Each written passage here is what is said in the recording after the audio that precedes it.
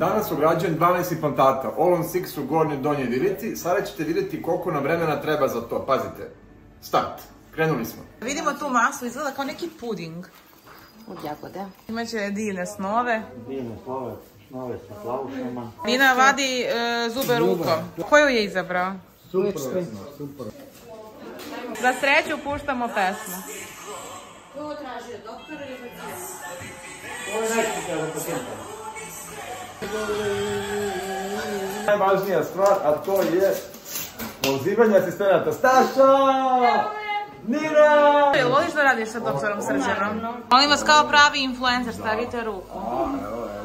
Evo, ugradnjem, moment ključujem implanta. Gotova je gornja vilica, svih 6 implantata smo ugradili, dođe da vidiš kako izgleda.